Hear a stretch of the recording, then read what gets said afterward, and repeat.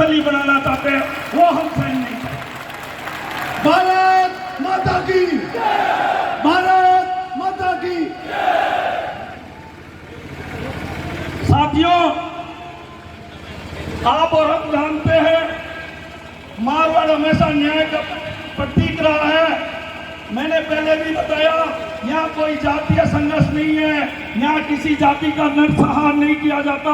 ये यूपी, बिहार और देश के दूसरे हिस्सों की तरह जिस प्रकार एक जाति दूसरे जाति का सरेआम कत्ल करती है, वो स्थिति नहीं है। यहाँ तो न्याय के साथ लोग खड़े रहते हैं, अन्याय के विरोध में खड़े रहते हैं।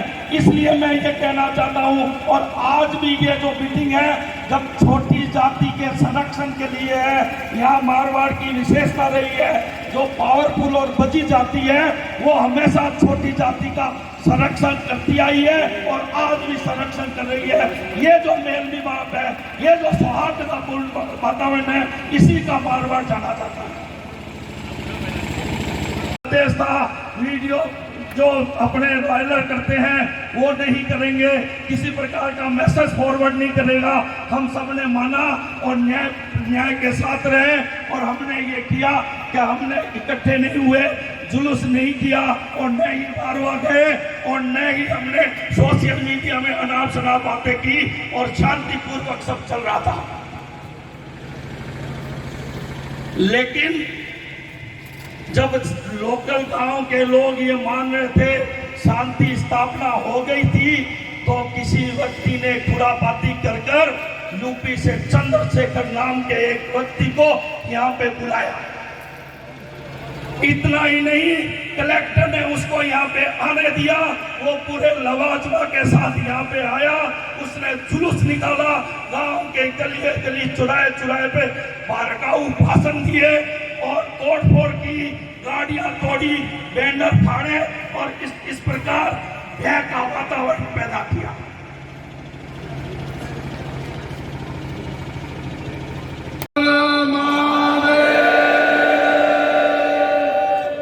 बहुत बहुत धन्यवाद। हमारे माननीय, किसी की हत्या होती है हम उनकी निंदा करते हैं, और आज ना तो किसी के पक्ष में आए हैं ना किसी के खिलाफ में आए हैं। हमारा विरोध जो गलत नीतियां हैं, गलत साथ है, उनका विरोध है। किसी समाज से विरोध नहीं है, किसी जाति से विरोध नहीं है, किसी व्यक्ति से विरोध नहीं है। आज हर जाति में किसी न किसी रूप से, किसी न किसी सभा या किसी कारणवश मारपीट भी होती है, हत्या भी होती है, लेकिन हम किसी समाज को टारगेट नहीं करते।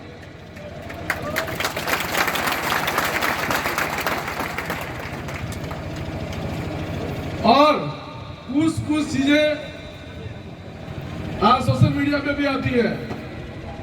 हम राजपूत समाज को जय माता जी क्यों करें, हम पूरे समाज को जय राम जी की क्यों करें।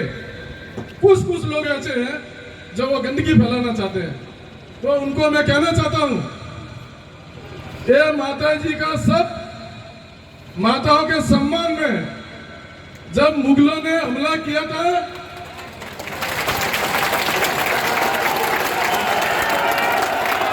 जब सतरानिया माता ने तिलक लगा के युवा को मैदान में भेजा था, जाओ का सर करता था, तो मां शक्ति, मां भवानी अपना पल्लू लेके खड़ी होती थी और वो सिर अपने पल्लू में ले लेती थी। तो धन्य है इन माताओं को जो अपने वीर सपूतों को भेजा लड़ने के लिए। उनके सम्मान में हम जय माता जी कहते हैं। हमारा ब्राह्मण समाज उनको तिलक करके विजय श्री का आशीर्वाद देता था, हवन करके ईश्वर से शक्ति प्रदान करने के लिए उनका हवन करता था कि जो भी वो वीरता जा रहे हैं उनको शक्ति से प्रदान करे। इसलिए उनकी जय हो, जय राम जी की होती है। और क्षत्रिय समाज के साथ साथ हर समाज ने युद्ध लड़ा, सब एकजुट होकर। लेकिन कोई राजा होता है तो वो आगे चलता है तो उसके पीछे सभी सैनिक चलते हैं, सबका योगदान है। लेकिन ये सम्मान के लिए हर समाज मिलते एक दूसरे को राम राम करते हैं। तो कुछ गलत नीतियों की वजह से जैसे श्री राम का नारा लगा, उनके जैसे सांप डस लिया उन्होंने। कहीं कैसे आज 35 कौन क्यों लिखा गया, ये सोशल मीडिया के माध्यम से मैंने भी देखा। आज एक सोशल मीडिया पे वीडियो चल रहा है, हमारे वाल्मीकि समाज के जो गुरु हैं वो सब इकट्ठा होकर कहा उन्होंने, हम हिंदू कुल में जन्मे हैं, हम हिंदू कुल में ही मरेंगे। उन्होंने कहा हम हिंदू कुल में जन्मे हैं, हिंदू कुल में ही मरेंगे, हमारे राम भी एक थे और हम एक ही रहेंगे। तो कुछ ऐसे लोग हैं, जहरीले लोग हैं, जो जहर डाल डाल कर कहते हैं हम तो दलित हैं, हम तो राम जी को नहीं मानेंगे। अरे दलित, उनको पूछो सबके पीछे राम लगता है, तो हम अलग कैसे हुए? और जो देश विरोधी है, इसी नाम चंद्रशेखर आजाद नाम रखने से चंद्रशेखर आजाद नहीं बन सकता। अच्छाई का प्रतीक है श्री राम और बुराई का प्रतीक है रावण, तो उन्होंने नाम रावण रख दिया, तो वो राम अच्छाई का प्रतीक कैसे हो सकते हैं? तो उसने यूपी में चुनाव लड़ा, अपनी जमानत तक कर दी। तो वहां पे क्या दलित भाई नहीं थे? यूपी में दलित नहीं है क्या? वहां भी है। उनको पता चला कि ये सब जहर पैदा करने वाला व्यक्ति है, इसलिए उसको वोट दलितों ने नहीं दिया।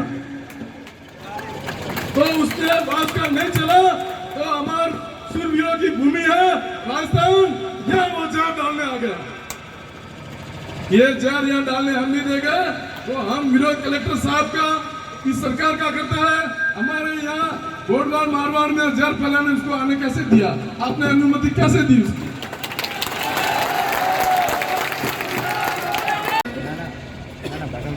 हमें बुलाने की आवश्यकता क्यों पड़ी?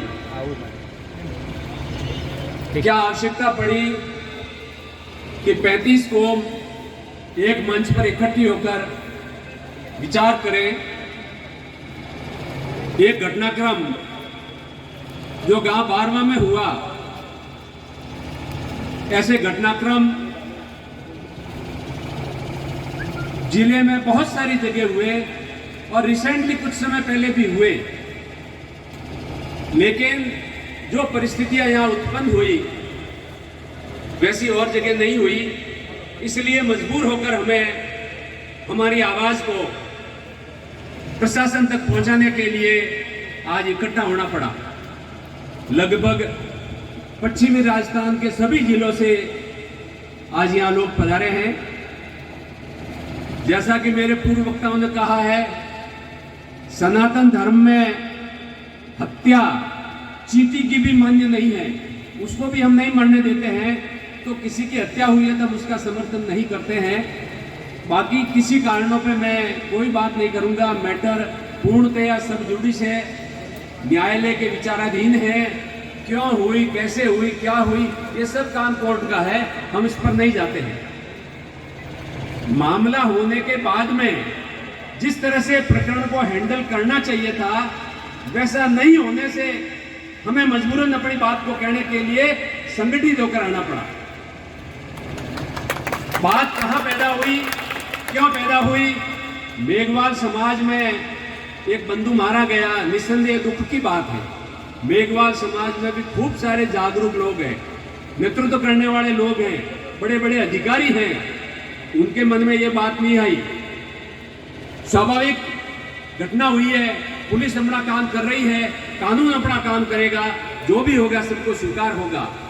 लेकिन तथाकथित कुछ लोगों ने इस क्षेत्र की शांति भंग करने के लिए, जातीय संघर्ष पैदा करने के लिए चंद्रशेखर आजाद रावण नाम के व्यक्ति को बुलाया। मैं आपके सामने रखना चाहूंगा, अभी मेरे पूर्व वक्ता ने भी ये बात कही है। प्रथम तो आजाद रखने से वो चंद्रशेखर आजाद नहीं हो सकता जो पहले स्वतंत्रता संग्राम में मारा गया है, शहीद हुआ है, वो आजाद नहीं हो सकता। दूसरा नाम, उसने अपना नाम रावण रखा है। आप व्याख्या करें रावण की, राम और रावण। हर माँ बाप अपनी संतान को राम बनाना चाहते हैं, रावण कोई नहीं बनाना चाहता। और वो स्वयंभू रावण है, रावण का चरित्र कैसा था ये हमारी रामायण कह रही है। वैसे चरित्र के व्यक्ति को अगर कोई समाज अपना नेतृत्व सौंपता है तो आप सोचिए परिणाम क्या होगा। विगत समय में उसके द्वारा जो पूरे देश में कारनामे किए जा रहे हैं वो आपसे छिपे नहीं हैं। उन कारनामों के कारण वो जिहादियों से मिला हुआ है, जिहादियों के साथ भी खड़ा हुआ है। आपको जानकारी होगी CAA का जो आंदोलन चला था उसमें भी ये शरीक था, जो स्पष्ट था किसी वर्ग विशेष द्वारा चलाया गया था, उसमें ये जेल भी गए हैं। ऐसे व्यक्ति के नेतृत्व में अगर कोई व्यक्ति, कोई समाज जुड़ता है तो निस्संदेह ये खतरनाक संकेत है और ऐसा नहीं होना चाहिए। हम उस समाज के नेतृत्वकर्ताओं से भी अपील करते हैं, अनुरोध करते हैं कि वो हमसे अलग नहीं है, लेकिन अपने आप को पहचाने, समझे।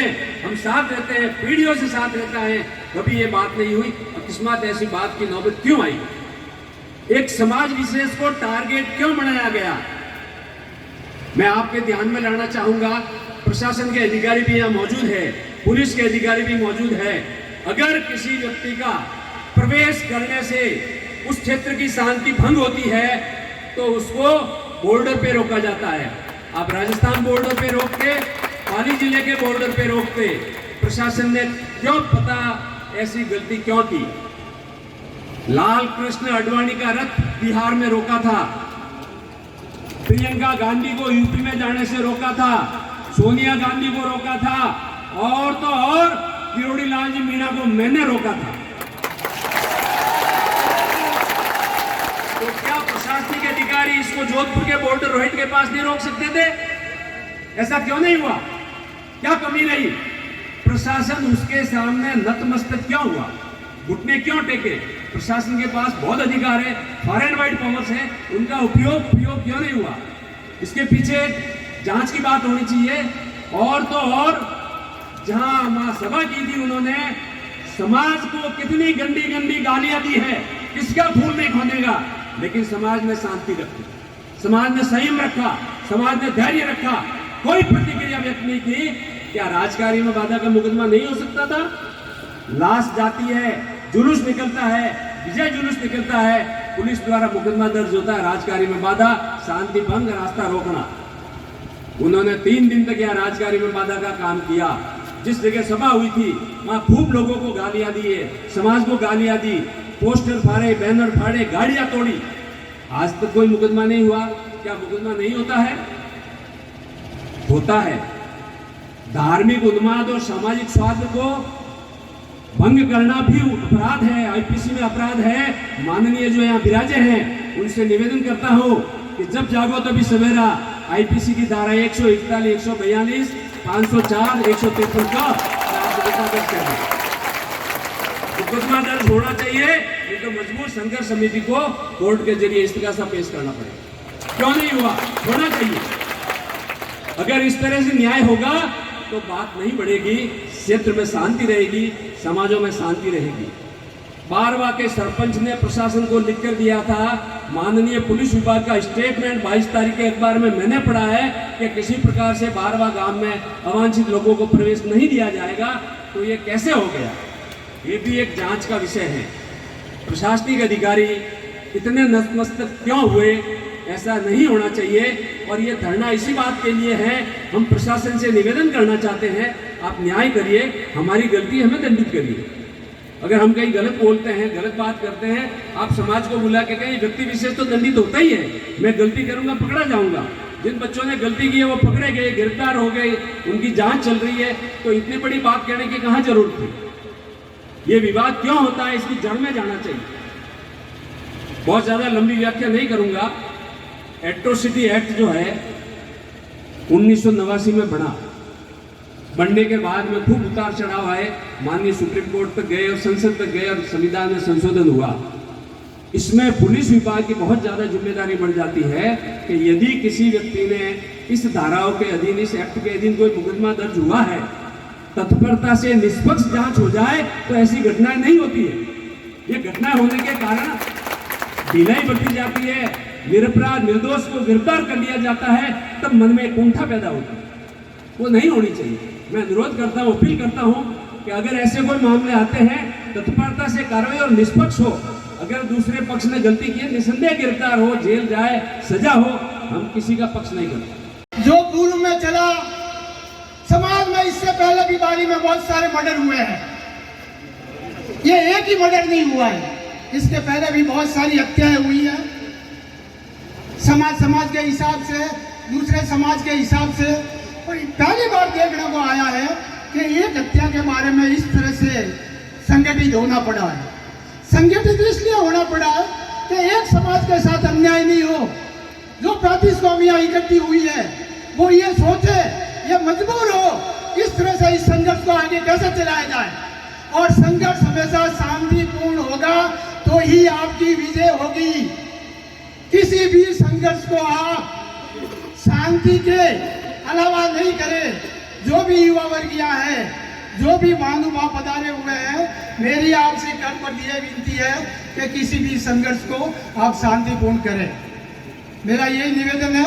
मैं आपसे फिर एक बार प्रणाम करता हूँ। जय हिंद, जय भारत।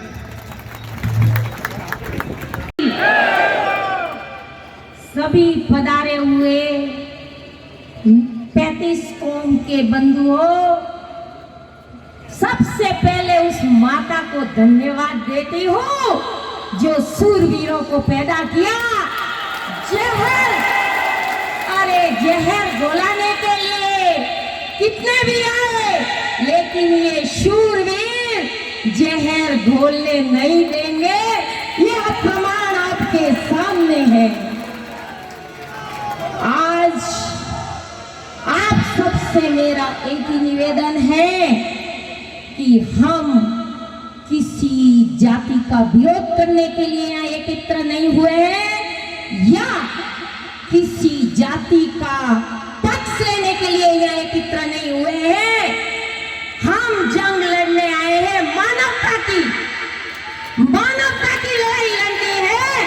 आप धर्म के नाम पे हमको क्यों भी तेलने आते हो?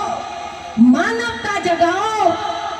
आज किसी बाहरी व्यक्ति को अगर प्रशासन ने आने की परमिशन दी है, क्या प्रशासन को मालूम नहीं था कि जिसको प्रोटोकॉल देके भेज रहे हैं कहीं और हत्या तो नहीं करेगा? पहले ये सोचना था। क्या कारण रहा? जब किसी की हत्या हो गई, हमें दुख है, हम उस परिवार से संपत्ति रखते हैं और न्याय उसको मिलेगा। लेकिन प्रशासन काम कर रहे हैं, उनको अरेस्ट कर दिया है, बाकी कार्य कानून का है। अगर इस प्रकार से बाहरी व्यक्ति आके इस प्रकार के भड़काऊ भाषण देगा तो कानून की कार्रवाई पैदा करेगा। हो सकता है जो न्याय मिलने वाला है उसमें बाधा उत्पन्न स्वयं करवाने के लिए कोई जाति विशेष का गणना करवाया गया था। मेरा आपसे एक ही निवेदन है कि क्या आज कोई भी माता अपने पुत्र का जन्म होता है तो सबसे पहले भगवान की जय जयकार करती है, रावण की नहीं। और रावण का अर्थ बताने का आपको जरूरत नहीं है, आप सभी रामायण देख चुके हैं। जब राम का अर्थ ऐसा है तो वो अन्याय का ही साथ देगा, न्याय नहीं होने देगा। और यूपी में जो नक्सलवादिता पैदा हुई है वो चाहता है कि आज 35 कौम में अपने जो शांति बनी हुई है उसमें खलल पैदा करना।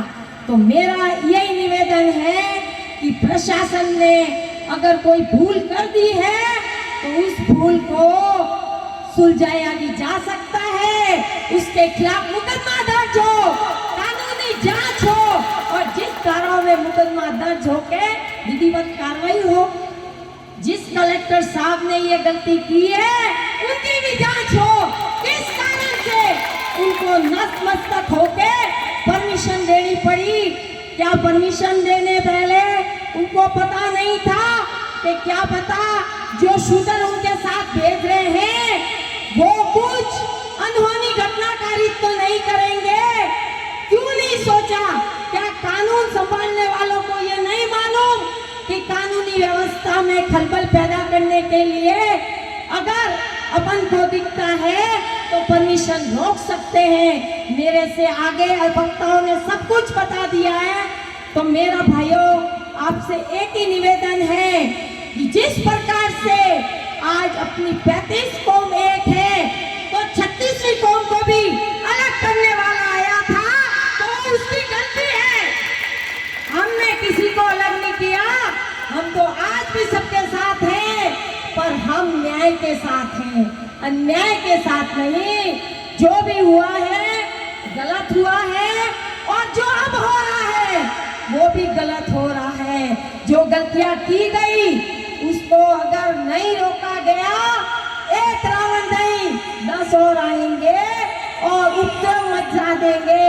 और कहीं ऐसा नहीं हो जाए कि उग्रता के कारण जिस बेटे की हत्या हुई वो घर टूटा, जिसने की वो घर टूटा और उपद्रव फैल गया, 100 घर टूट जाएंगे। इसलिए अब इसको रोकना होगा। मेरा आप सबसे एक ही निवेदन है कि अपना यही है कि वास्तविक ये जो परमिशन दी गई किस कारण से दी गई, किसकी ऑथोरिटी से दी गई और क्या कारण रहा कि कानून तोड़ के यहाँ तक भेजा गया। इसलिए पूरी जांच होनी चाहिए और उस पे हम सबको मनन करना होगा कि वास्तविक इस प्रकार से अगर और किसी को आने की परमिशन दी गई तो बहुत बड़ा उपद्रव फैल जाएगा। मैं ज्यादा समय नहीं लूंगी क्योंकि आगे भी कई वक्ता विराजमान हैं, लेकिन मेरे भाइयों घबराने की जरूरत नहीं है। एक रावण पूरी सेना में आ जाने से न्याय की विजय होगी। अपने वो कितना भी उपद्रव फैला के गए, जाति सूचक शब्दों का बोल के गए, लेकिन उन्हें सोचना था अगर उनको आना भी था, अगर जाति के वहां बैठने जाना था तो ना शांति प्रिय बैठक करके रवानगी हो जाती थी। लेकिन नहीं, उनकी मानसिकता वही है कि अपनी रोटी सेकनी और अपनी बात बतानी। इसलिए भाइयों मेरा आपसे एक ही निवेदन है कि जिसने भी ये गलती दोहराई है, चाहे कलेक्टर साहब है, चाहे प्रशासन में कोई भी है, उन लोग को साथ भी वही होना चाहिए जो अन्याय करता है। परमिशन लेके उन्होंने बहुत बड़ी भूल की है तो इसकी पूरी जांच होनी चाहिए, जरूरत पड़े तो मुकदमा दर्ज होना चाहिए। धन्यवाद। जय भारत, जय गौरवाड़, जय मारवाड़। 35 कौम एकता संघर्ष समिति के बैनर तले जो आज धरना प्रदर्शन में आयोजित धरना प्रदर्शन के माध्यम से गत दिनों पारवा प्रकरण में दिवंगत आत्मा भाई जितेंद्र पाल को श्रद्धा सुमन अर्पित करते हैं। उनके मारे गए व्यक्ति के परमपिता परमेश्वर से ये मैं कामना करता हूँ कि मारे गए व्यक्ति के परिवार को इस वज्रपात सहन करने की शक्ति प्रदान करें। आज दूर जैसलमेर, बाड़मेर, पाली, जालोर, मेवाड़ चारों तरफ से व्यथित लोग, दुखी लोग अस्मत् और अस्तित्व को की रक्षार्थ आज व्यथित होकर के पधारे हैं। इसके पीछे समाज के, देश के कुछ विकृत और गंदी मानसिकता का लोगों ने 22 मार्च को एक बाहर के व्यक्ति ने इतना विश्वमन किया, इससे व्यथित होकर के, दुखी होकर के आज मजबूर हो गए यहाँ धरना प्रदर्शन करने के लिए और अपनी आवाज प्रशासन तक पहुंचाने के लिए इकट्ठे हुए हैं। फालना चौराहे से पाली से शुरू, सानेराव में, फालना में, बाली में इतना अपशब्द, अश्लील और इतने विभत्स भाषाओं का प्रयोग करके लोगों के शांतिप्रिय लोगों के दिल को ठेस पहुंचा हुए हैं। इसीलिए आज एकत्रित हुए हैं।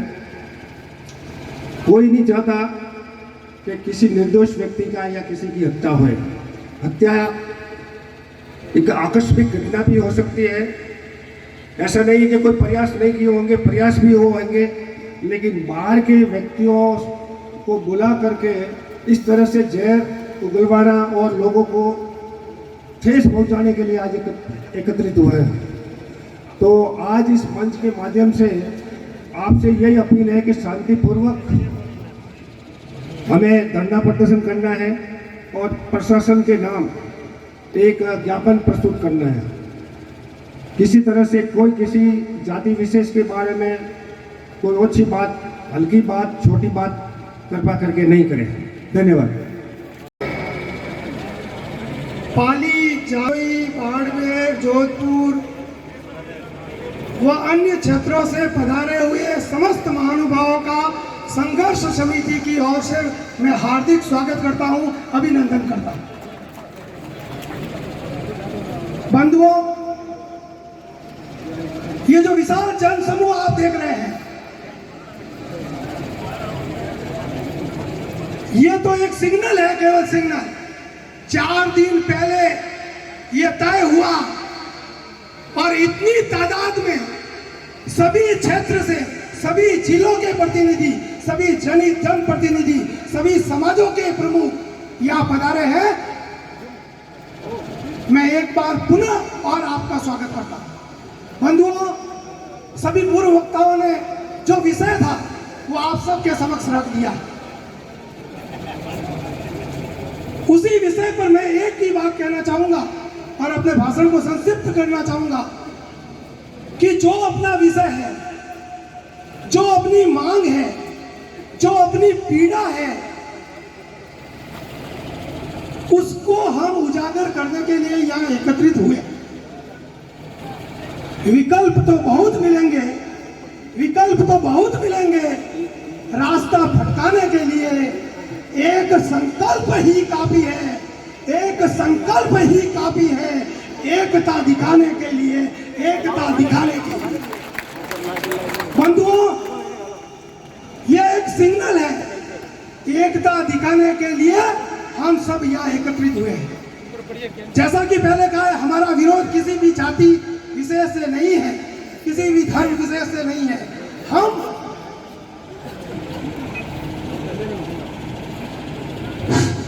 हम पूरे क्षेत्र में सामाजिक सद्भाव, शांति, अमन बनाए रखना चाहते हैं। हमारा विरोध है जो इस क्षेत्र के अमन चैन को डिस्टर्ब करने वाले हैं। हमारा विरोध है जो इस क्षेत्र के शांति प्रिय वातावरण में जहर घोलने वाले हैं। हमारा विरोध है उन लोगों से जो आग में घी डालकर अपनी राजनीतिक रोटियां सेकने वाले हैं, उनसे हमारा विरोध है। बंधुओं, हम सभी 35 कौम के लोग यहाँ इकट्ठे हुए हैं। मैं ये कहना चाहता हूं कि हिंदू समाज संगठित रहे, ये यहाँ बैठे हुए सभी लोगों का संकल्प है। परंतु कुछ ही समय पहले जो चंद्रशेखर रावण और सतपाल तंवर जैसे लोग जो शाहीन बाग बनाने के लिए यहाँ आए थे, उनका हम विरोध करते हैं। हिंदू समाज को यदि खंडित करने की कोई कोशिश करता है तो उसका मुकाबला ये समाज देगा, ये सर्व समाज देगा। आपने वीडियो देखे होंगे, ये चंद्रशेखर के और तंवर के तमाम वीडियो हिंदू समाज को तोड़ने के हैं और हम इकट्ठे हुए हैं हिंदू समाज को एक करने के लिए। यदि रावण आता है तो राम की सेना मुकाबला करने के लिए तैयार खड़ी है, यह मैं आह्वान करना चाहता हूं। कि हो जाती है भूल अगर तो ढोल सुधारी जाती है और कुत्ते पागल हो जाए तो गोली मारी जाती है। चंद्रशेखर आजाद जैसे नीच मानसिकता के लोग अगर राजस्थान में आएंगे, पुलिस प्रशासन ने उनके खिलाफ कड़ी से कड़ी कार्रवाई करनी चाहिए। इसी के साथ मैं आप सभी की आज्ञा लेता हूं, समय की सीमा है, मैं मेरे लाइव में जरूर बोलूंगा। आप सभी को बहुत बहुत धन्यवाद। जय जय श्री राम। हम इसको कतई मंजूर नहीं करेंगे। एक बात आपके सामने फिर दोहराने देना चाहता हूं कि जिस प्रकार से बाहर से आया 50 लाख की गाड़ी के अंदर चंद्रशेखर रावण और बात करता है दलित और गरीब की। आप इस बात को देख लीजिए, जिस दिन वो यहाँ पे आया उत्तर प्रदेश के सीतापुर के अंदर एक चाय वाले दलित की हत्या एक मुसलमान भाई कर देता है, लेकिन उनकी दौलत दोहरा चरित्र देखिए, जहां जहां इस प्रकार की हत्या होती है वो नहीं बोलता। वो एक समाज विशेष को स्वर्ण और ST/SC को टारगेट करके चलते हैं और उनका ये टारगेट है कि हर गांव के अंदर रोजाना हर महीने 5 ST/SC के झूठे मुकदमे दर्ज कराए जाए, क्योंकि वो बाहर से फंडिंग लेके इस प्रकार का काम करते हैं। मैं आपसे हाथ जोड़ के अनुरोध करता हूं कि ऐसे किसी लोगों का साथ मत दीजिए जो हमारी राजस्थान की, जो हमारे मारवाड़ की प्यारी और समर सत्ता और प्यार की भूमि है, हम सबको एकजुट तक रखती है। और हजारों सालों से हम लोग एक ही गांव में रहते हैं, लेकिन कभी इस तरह की घटना नहीं हुई। लेकिन आज ये 50 साल पहले पैदा हुआ चंद्रशेखर रावण हमारे समाज के बुजुर्गों को बताता है, या लोगों को बताता है कि कैसे वो दरार डाल सकता है, कैसे आप लोगों को लड़ा सकता है। लेकिन लड़ना नहीं चाहिए, हमें एक होकर रहना है। आप सभी के सम्मान में 2 शब्द कहूंगा कि भारत सपूत तो उठ, आलस्य को रक्त की सिराओं में पकने ना दे, और जब लपट जला के ज्योति माँ का दिया जगा दे, वो लपट जला दे, बुझने ना दे। अंधकार में हो चुका जो हो चुका, अब तो प्रकाश है, ठगों को ठगने ना दे। और जिस माँ ने लगाया तेरे माथे पर बिछौना, उस माँ के बाल को कलंक लगने ना दे। इसी प्रकार आपने जो शांति बनाए रखी, एक भाव से हम आगे बढ़ेंगे, ज्ञापन देंगे, किसी प्रकार की अराजकता नहीं फैलाए, तो यह सामाजिक तत्व तो इसका ध्यान रखें। जय भारत। मैं लेकर जाएंगे, मैं बोलूंगा संघर्ष के लिए आए हैं, आप बोलोगे संकल्प लेकर जाएंगे। संघर्ष के लिए आए हैं, संघर्ष के लिए आए हैं। मैं कहूंगा ये तो पहली झांकी है, गांव मोहल्ले बाकी है। ये तो पहली झांकी है, ये तो पहली झांकी है। तुमने रावण को बुलाया है और हम राम को बुलाएंगे, और हमारा राम कौन सा है? ये जनता है। तुमने रावण को बुलाया है, तुमने रावण को बुलाया है। यहां उपस्थित पाली, जालोर, सिरोही और आसपास के 35 कौम के मेरे युवा और बुजुर्ग, मेरे साथियों, मित्रों, मैं पिछले कई दिनों से देख रहा था, लगातार सोशल मीडिया पर अनेक प्रकार की बातें उठ रही है। मैं कभी भी इस प्रकार के कार्यक्रमों में बहुत कम जाता हूं, मैंने अपनी सीमा तय कर रखी है। लेकिन पिछले 8-10 दिन से पाली जिले में जिस प्रकार की बातें उठ रही थी, और मेरे मन में भी एक आक्रोश उत्पन्न हो रहा था कि पाली जिला जो शांति प्रिय जिला है, उस जिले में ये नई बात कहां से पैदा हुई। यहां समाज के सभ्य लोग हैं, समझदार लोग हैं, मेरी बात ध्यानपूर्वक सुनना। यह चंद्रशेखर आजाद कोई सामान्य बात नहीं है। मैं पूरी बात मेरी सुनना। यह चंद्रशेखर आजाद अपने आप को कहता है, कभी चंद्रशेखर रावण अपने आप को कहता है। मैं आपको यह कहना चाहता हूं, इस प्रकार के जो तत्व हैं उनको विदेशी सहायता मिलती है, और मैं ये प्रूव करना चाहता हूं आपके सामने मेरी बात को।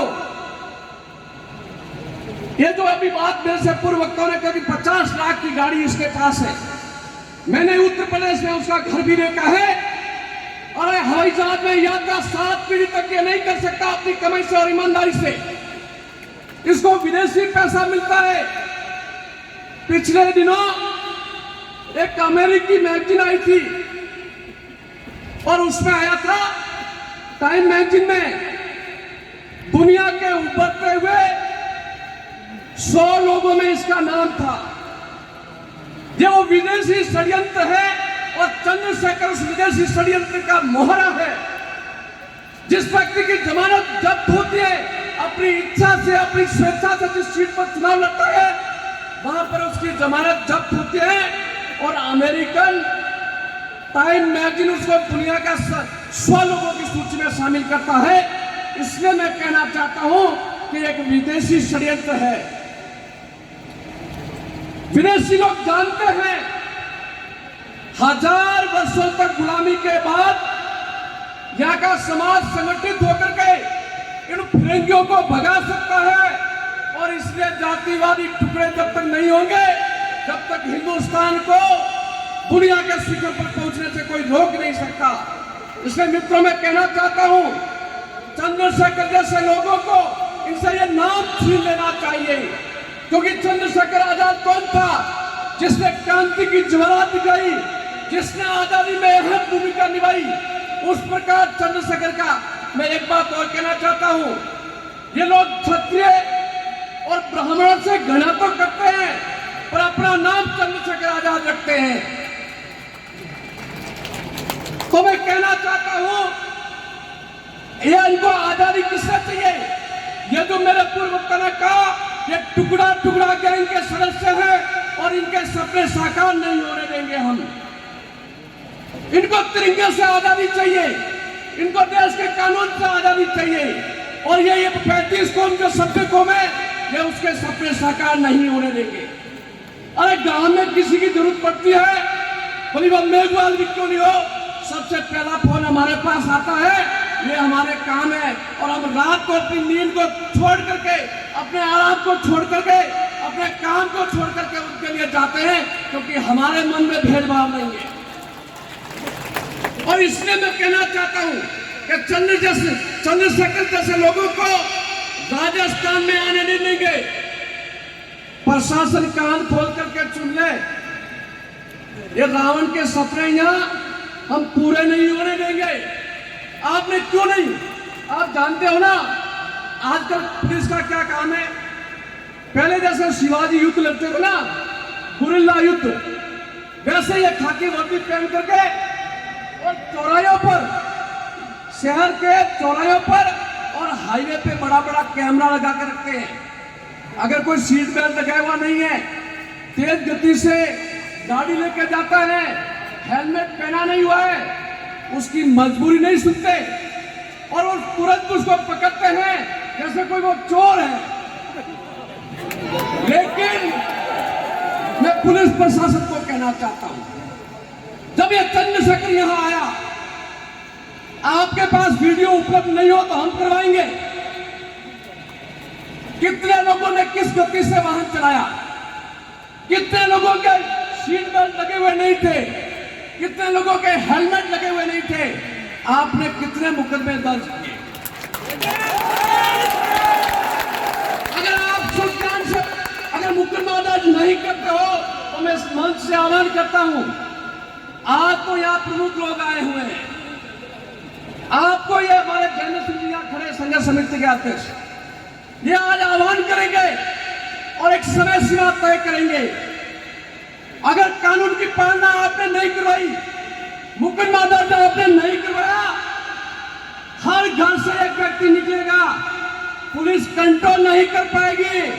आप सुन लो, और हम उन डरने वाले लोगों में भी नहीं है। हमारा इतिहास आप पता कर लेना कि हम कौन है। यदि हमें इतिहास अपना प्राप्त पूरा नहीं है, हम कौन थे ये जान तो फिर भी अधूरा नहीं है।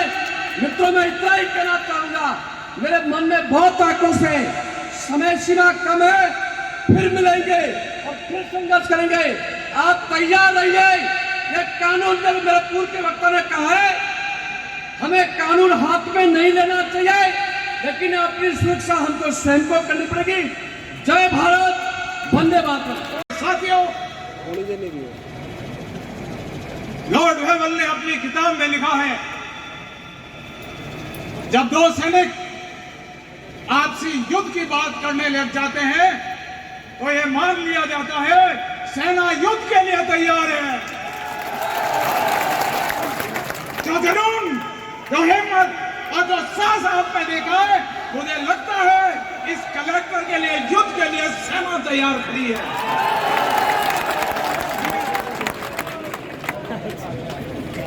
वर्तमान में जो परिस्थितियां हैं जिसके बीच में आप और हम झूझ रहे हैं, मैं एक मंच से मैं सबको सचेत करना चाहता हूं, आइंदा से हमारे अंदर हाथ डालने की हिम्मत और साहस मत जुटाना। जो हमसे जो अगर ऐसी वार्ता करने की हिम्मत रखे, ये तो अपने बीमा करा के आए या फिर वो हमसे बात करे। मैं कलेक्टर को दोषी मानता हूं जो इसने असामाजिक तत्वों को आने की अनुमति कैसे दी। गांव गांव कलेक्टर एसपी घूमा, राहत पुरोहितों के हर गांव में जाके आए और कहा कि आप भारी व्यक्ति को मत बुलाना, शांति भंग हो जाएगी। मैं आपको कहता, ये इस चंद्रशेखर की आगमन की तैयारी कर रहे थे ये लोग।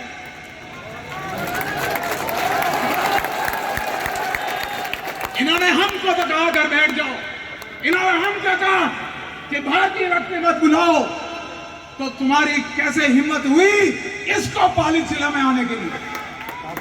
हम इसका पुरजोर विरोध करते हैं और इन्होंने जो यहाँ तांडव करा है उसके विरुद्ध कार्रवाई होनी चाहिए, ये मेरा मानना है। आप पूर्व वक्ता ने बहुत कुछ कहा आपको, ये मंच है आपका, इस मंच के आधार पर लड़ाई लड़ी जाएगी। कुंवर सिंह ने बिहार में छापामार युद्ध चालू कर दिया, भगत सिंह आजाद ने संसद में बम फेंक दिया, महात्मा गांधी बंबई में आमरण अनशन में मर गए, ब्रिटिश हुकूमत कोई पूछने नहीं आई उनसे, उनके पास मंच नहीं था, किससे बात करे वो। जब बुद्धिजीवियों का सम्मेलन हुआ बॉम्बे में, वहां ऑल इंडिया कांग्रेस कमेटी की आजादी के लिए एक मंच तैयार हुआ, इसके आधार पर आजादी की लड़ाई लड़ सके। यह मंच अब आपका है, ये इस मंच के आधार पर अपनी भविष्य की लड़ाइयां लड़ी जाएगा। ये एक धरना प्रदर्शन से समाप्त होने वाली बात नहीं है, ये आने वाला भविष्य तय करेगी हमारे और आपको। मैं पुलिस और प्रशासन को सचेत करना चाहता हूं, जो कई पूर्व वक्तों ने कहा है, आज के बाद निष्पक्ष जांच और किसी निर्दोष को अगर पकड़ने की कोशिश करी तो मैं आपको इस मन से आज विश्वास दिलाना चाहता हूं, 35 कौम के आदमी जिस गांव में मुकदमा दर्ज होगा, जो सीओ जांच करेगा, अगर उसने अनियमितता बरती तो 35 समाज का हर व्यक्ति उस सीओ कार्यालय का घेराव करेगा जब तक न्याय नहीं मिलेगा। अब यह समय आएगा, हमको मिलकर संघर्ष करना पड़ेगा। ऐसी धमकियों से हमारे डराने की कोई कोशिश नहीं करें। यह प्रशासन की बड़ी चूक है, यह कलेक्टर की गलती है। कलेक्टर को हमने ज्ञापन में लिख किया है, कलेक्टर को पाली से हटाया जाए। मैं इस पटल में आपके सामने रखना चाहता हूं, मेरे से अगर आप सहमत हैं, हाथ कर दो के समर्थन दे, कलेक्टर को हटना चाहिए।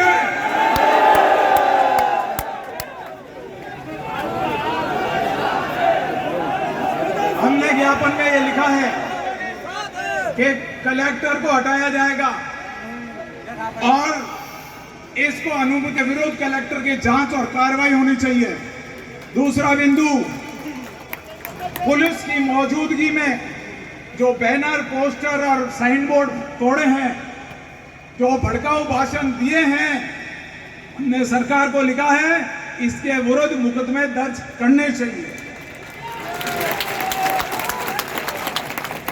और अगर कलेक्टर को नहीं हटाया, हमने ये भी कह दिया उस ज्ञापन में, पाली की व्यवस्था अगर बिगड़ गई और आपस में वर्ग संघर्ष हुआ तो कलेक्टर दोषी होगा इसमें। आप सबका समर्थन, आप सबका सहयोग, आप सबका आशीर्वाद हुआ तो कलेक्टर को जाना तय है, कोई रोक नहीं सकता।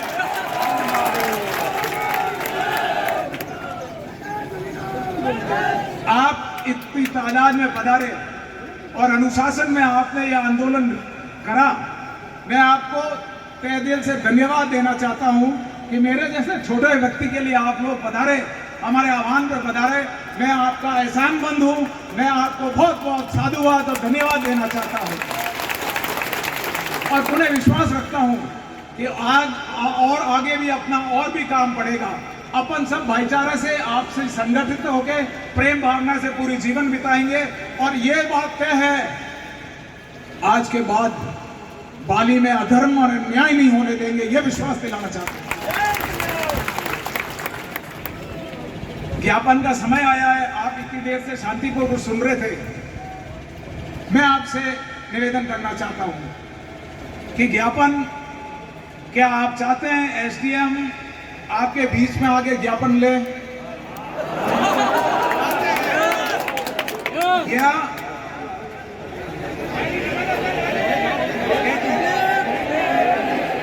या अपन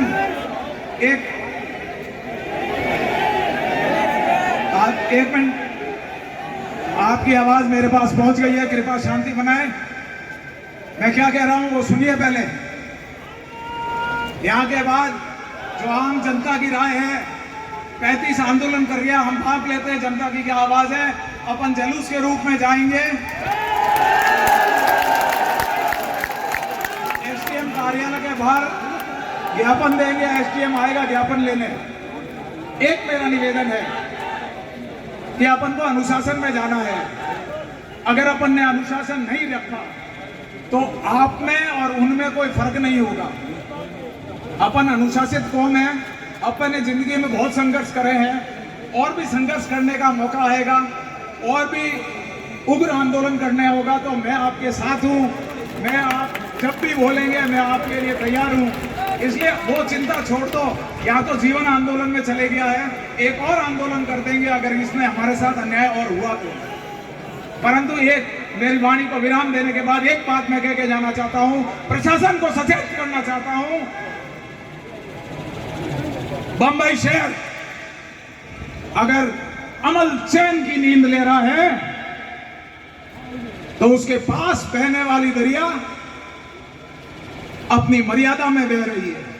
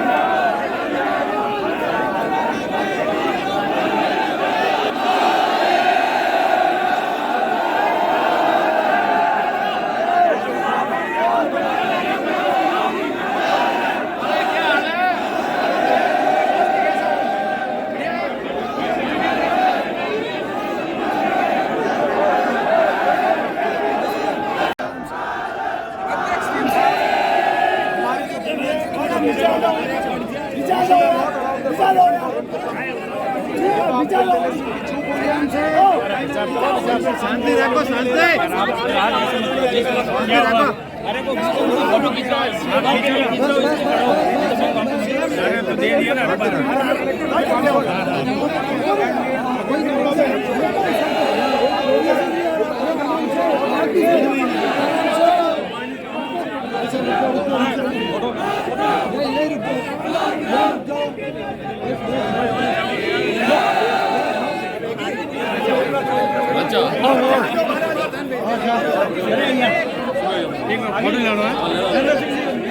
इधर से फोटो ले लो।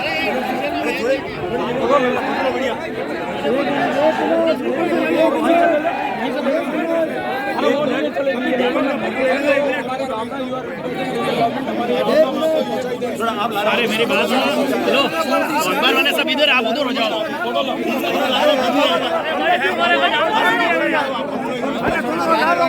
थोड़ा व्यवस्थित जगह बना के रखो ना।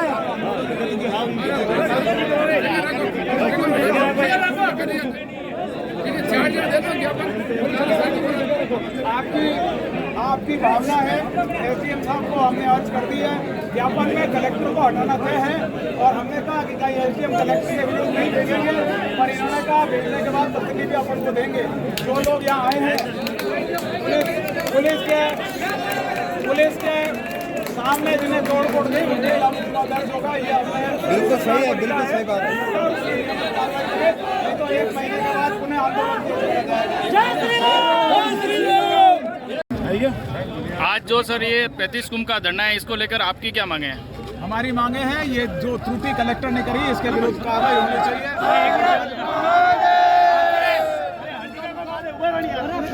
कलेक्टर का तबादला होना चाहिए और जो इन्होंने गैर कानूनी काम करे, यहाँ आए, टोल टैक्स नहीं दिया, बोर्ड फाड़े हैं, भड़काऊ भाषण दिए, इनके विरुद्ध कानूनी कार्रवाई, मुकदमे दर्ज होने चाहिए।